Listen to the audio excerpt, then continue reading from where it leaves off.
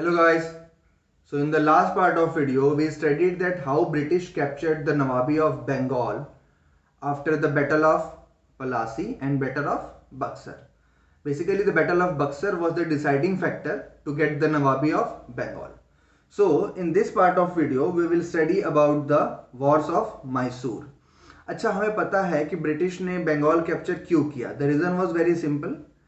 It is just because Bengal was a very huge state. तो वहाँ से जो रेवेन्यू जनरेट होगा वो काफ़ी ज़्यादा होगा और उनको प्रॉफिट्स ज़्यादा होंगे.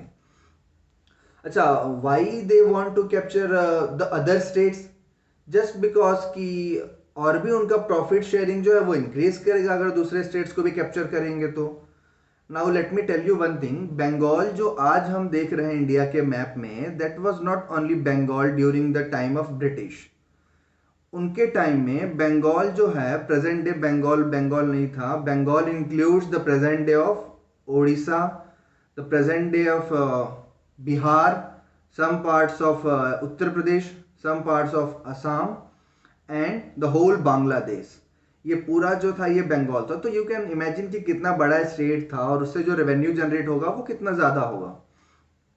और वन मोर इंटरेस्टिंग फैक्ट कि उन्होंने सिर्फ और सिर्फ बंगाल के रेवेन्यू से जो दूसरे स्टेट्स हैं, जो दूसरी पॉलिसीज हैं, subsidiary alliance, doctrine of labs या अपनी आर्मी को स्ट्रॉन्ग करना, सारे स्टेट्स को उन्होंने सिर्फ और सिर्फ बंगाल के रेवेन्यू से कैप्चर किया. प्लस उनका फ़ायदा भी इंक्रीज हुआ.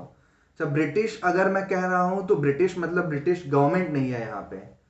यहाँ पे ब्रिटिश मतलब है ब्रिटिश ईस्ट इंडिया कंपनी, जो ट्रेड करने के लिए आई थी. कहाँ से? इंग्लैंड से, by the charter act given by the queen. Okay, so now अब यहाँ पे आते हैं हम बैटल ऑफ मैसूर की तरफ. बैटल ऑफ मैसूर जब हम पढ़ते हैं तो just see the year. It's 1761 and 1782. अच्छा, अगर मैं 1761 की बात करूं तो आपके दिमाग में क्लिक करना चाहिए कि मैं किस टाइम फ्रेम की बात कर रहा हूं. टाइम फ्रेम का आइडिया अगर आपको नहीं है तो मेरी लास्ट वीडियो देखिए, वहां पे मैंने बताया है कि हम डिफरेंट टाइम लाइन में, तो हम उसको डिवाइड करते हैं 3 टाइम लाइन में. First is the अपराइज, second is the consolidation and third is the demolition. तो इसमें हम अगर हमने लिखा है 1761 टू 1782, इसका मतलब ये हमारा सेकेंड पीरियड की बात हो रही है 1757 के बाद से 1857 तक का. इस पीरियड में क्या कर रहे थे ब्रिटिश? इस पीरियड में ब्रिटिश अपना एक्सपेंशन कर रहे थे. वो समझ गए थे सिस्टम के इंडिया को और अब वो एक्सपेंड कर रहे थे. यहाँ पे उनका एक्सपेंशन पॉलिसी चल रहा था. अगर हम बात कर रहे हैं मैसूर की, तो मैसूर जो है वो हमारा present day some part of Kerala और सम पार्ट्स ऑफ कर्नाटका, ये हमारा मैसूर के अंडर आएगा. अब मैसूर के जो किंग थे हैदर अली और Tipu Sultan. Tipu Sultan was son of Hyder Ali. अच्छा, ये जो थे ये काफी स्ट्रॉन्ग रूलर थे. अब क्योंकि ये स्ट्रॉन्ग रूलर थे तो ये ब्रिटिश की बात नहीं मान रहे थे. They have very good relation with French east India company भी थी उस वक्त इंडिया में. उनसे उनके काफी अच्छे रिलेशन थे टीपू सुल्तान के बेसिकली. क्योंकि ब्रिटिश के रिलेशन अच्छे नहीं थे तो ब्रिटिश जो है, ब्रिटिश को रेवेन्यू पे करना पड़ता था, टैक्स पे करना पड़ता था. तो they fought some war with this kings और उन्हीं वॉर्स के बारे में हम पढ़ेंगे. तो सबसे पहले जस्ट नोट दिस थिंग कि हैदर अली कब से कब किंग थे और टीपू सुल्तान का पीरियड कब से कब तक का था.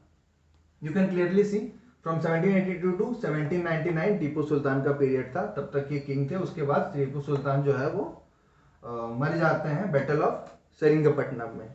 ये हम करेंगे अभी. अच्छा, जब टीपू सुल्तान जब किंग थे तो इन्होंने क्या किया?